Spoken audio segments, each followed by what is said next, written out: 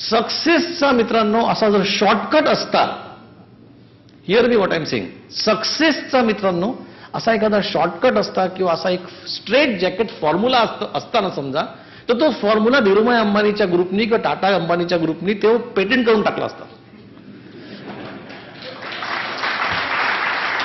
कोणाची प्रत्येकाची सुरुवात मित्रांनो ही झिरोनीच होते. पहिला नंबर जो आहे तो झिरो आहे, शून्य आहे. त्यामुळे शून्यातूनच निर्माण होतात सगळ्या गोष्टी, शून्यातून निर्माण होतात. सांगायचा मुद्दा असा आहे की ही परिस्थिती फक्त तुमची नाही आहे मित्रांनो. ही परिस्थिती, ह्या परिस्थितीतून सगळे लोक गेलेले आहेत. म्हणजे आपण मित्रांनो कुठे कमी पडतो? आपण अभ्यासात कमी पडतो. आपण आपल्या उद्योगात कमी पडतो का? नाही. आपण आपल्या अभ्यासामध्ये कमी पडतो. यशाचं पहिलं पाऊल प्लॅनिंग.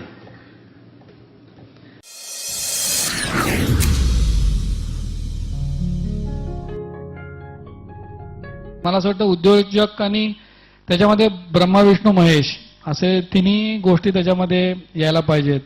तर ब्रह्मा म्हणजे इनोव्हेशन आणि क्रिएशन. तर तुम्ही स्वतः आणि एक क्रिएटिव्हिटी तुमच्यामध्ये आली पाहिजे. मग तुम्ही दुसऱ्या तुमच्या जे का कोर टीममध्ये पण तुम्ही आणा.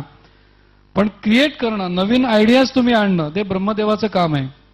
ते आपल्याला कुठेतरी करता आलं पाहिजे. त्यामुळे लॅटरल थिंकिंग असेल, मग अगदी तो CK प्रल्हाद, जे कोण मॅनेजमेंट गुरु आहेत त्यांनी काय काय जे ब्रेन स्टॉर्मिंग सेशन्स असतील सगळं करा. विष्णू म्हणजे वाढवणं, पालनपोषण करणं किंवा ग्रोथ करणं, हे विष्णूचं काम आहे. आणि चेंज म्हणजे शिवाचं काम आहे ते नष्ट करणं. ते म्हणतात ना की कॅनबलायझिंग म्हणतात की आपलं प्रोडक्ट खाल्लं पाहिजे आपण. नाश झाल्याशिवाय दुसरं निर्माण होत नाही. तर किंवा जे चुकीचे लोक आहेत त्यांचा नाश केला पाहिजे.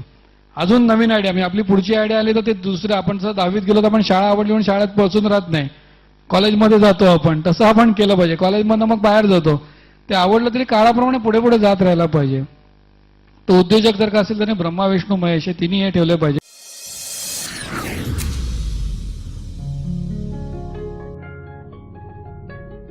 मला कुठल्याही प्रकारचे प्रश्न विचारण्याची भीती वाटत नाही. कधी काही विचारायची मला भीती वाटत नाही. मला लोक मी काय प्रश्न विचारेल म्हणून हल्ली घाबरतात की हा माणूस आला की हा काय विचारेल, काय सांगता येत नाही. कारण अनुभवानंतर थोडंफार तुम्हाला ज्ञान मिळतंच.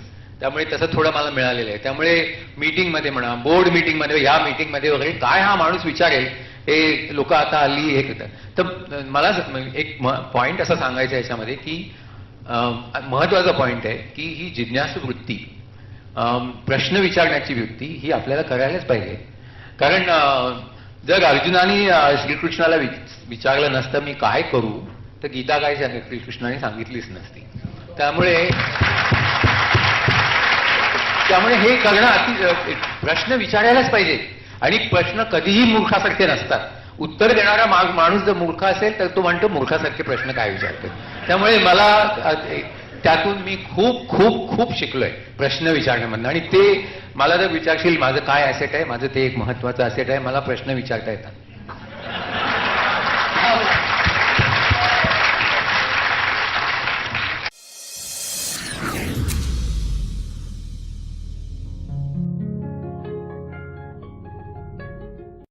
म्हणजे माझ्या लाईनीचा मुद्दाम बोलतोय जो, आणि आपल्या तोंडातनं जे शब्द येतात ना ते आपण स्वतः केलेलं असलं पाहिजे. आम्ही नेहमी सांगतो माझ्या स्टाफला सुद्धा, we must preach what we practice, or we must practice to preach. तर तो पहिला मी अगदी पाळलेला आहे अगदी. आणि असं नाही की कमी व्यायाम, लाईट व्यायाम, आता वय झालं, बिलकुल नाही. चांगले डंबेल तुम्ही बघितलं ना, मग काय काय नवीन असतील, पण मग क्लिप होतं ना. हो, क्लिपमध्ये होतं ना सर, स्वतः पुलअप्स मारत होते. मी अजूनही पुलअप छान मारू शकतो. तुम्ही आता सांगितलं ना, मी 50 डिप्स मला आत्ता मारून दाखवतो. क्या बात आहे, जबरदस्त. थोडं दाखवू सर सर सर दाखवते. माझं एक हौसल म्हणून म्हणत आहे, किती इझी व्यायाम आहे. शरीर इतकं छान आहे आपलं, व्यायाम किती सोपा आहे, आणि आपण मेक इट डिफिकल्ट. नुसतं असं घ्या.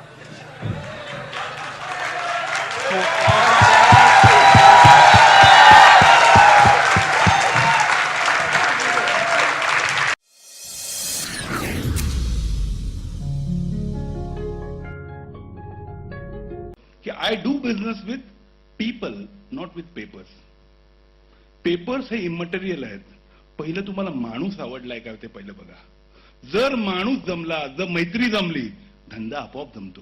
जगातली सर्वात मोठी युनिव्हर्सिटी कुठली असं त्याने मला प्रश्न विचारला. मी म्हटलं हार्वर्ड, केम्ब्रिज. तर नाही नाही नाही, त्याच्याहून ज्याच्यामध्ये सर्वात उत्तम फॅकल्टी मिळते, ज्याच्यात सर्वात उत्तम ज्ञान मिळतं, अशी युनिव्हर्सिटी कुठली? ते म्हणाले एफयू युनिव्हर्सिटी. त्याला मी म्हटलं एफयू युनिव्हर्सिटी मी कधी नाव नाही ऐकलं. ते म्हणाले बेटा फील्ड एक्सपिरियन्स युनिव्हर्सिटी. क्या बात आहे.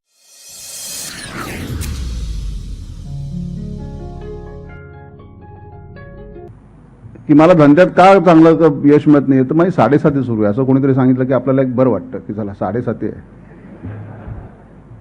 मग अशी कोणीतरी सांगितलं की 100 कारणं असू शकतात मनात की ही एखादी गोष्ट का करता येणार नाही. आणि आपण या 100 कारणांमध्ये इतकी बुडून जातो की आपण स्वतःच समाधान करून घेतो की ठीक आहे याच्यामुळेच होत नाही या गोष्टी.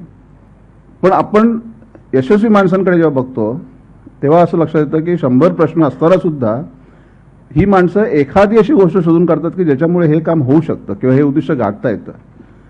परवा मी एका साधारण 17-18 वर्षाच्या मुलांशी बोलत होतो. तेव्हा एका मुलाने मला प्रश्न विचारला की सक्सेस म्हणजे काय. आता या मुलांना सक्सेस म्हणजे काय, यश म्हणजे काय, कसं सांगायचं. तर त्यावेळेला मी त्याला एक सोपं पटकन मला आठवलं म्हणून सांगितलं त्याला की सक्सेस म्हणजे जेव्हा तुमचे मित्र तुम्हाला फेसबुकवर न शोधता गुगलवर शोधायला लागतील त्यावेळेला तुम्ही सक्सेसफुल झाला.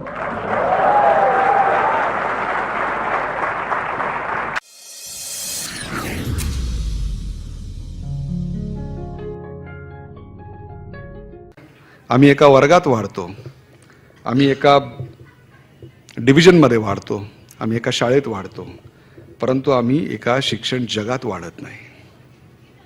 उदाहरण देतो. एक 17-18 वर्षाचा मुलगा तुमच्या वयाचा, तुमच्यापेक्षा लहान थोडा, आजारी पडला तर तुम्ही त्याला डॉक्टरांकडे घेऊन जाता. डॉक्टर त्याला औषध सांगतात. तुम्ही त्या औषध आणायला जाता तेव्हा त्याची किंमत फारशी बघत नाही, कारण ते घ्यायचंच असतं विकत. परंतु त्याची एक्सपायरी डेट मात्र नक्की बघता. मग तुम्ही जे शिक्षण घेतलं, BA, BCom, BSc, BE, diploma in electrical, diploma in plumbing, diploma in food technology, त्याच्यावरची एक्सपायरी डेट काय होती पाहिलीत का?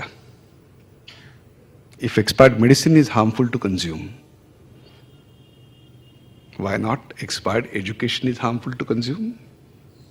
ज्यांना आयुष्यात जिंकायचं असेल त्यांचा प्रवास हा दगडाधोंड्यांचाच असणार आहे, काट्याकुट्यांचाच असणार आहे. तुमच्या आयुष्यात येणारी माणसं ही अत्यंत वाईटच असणार आहे. त्या वाईटातनंच चांगलं फुलवणं, यालाच बॉर्न टू विन असं म्हणतात. फक्त गुलाब पाहिला, फक्त आयुष्यात गुलाब पाहिला तर तुम्ही आशावादी असाल, फक्त काटे पाहिले तर निराशावादी असाल. ज्यांना कोणाला बॉर्न टू विन व्हायचंय त्यांनी आशावादी राहू नका, निराशावादी राहू नका. आपण एकाच नजरेत गुलाब आणि काटे बघणारे प्रयत्नवादी व्हा. थँक्यू.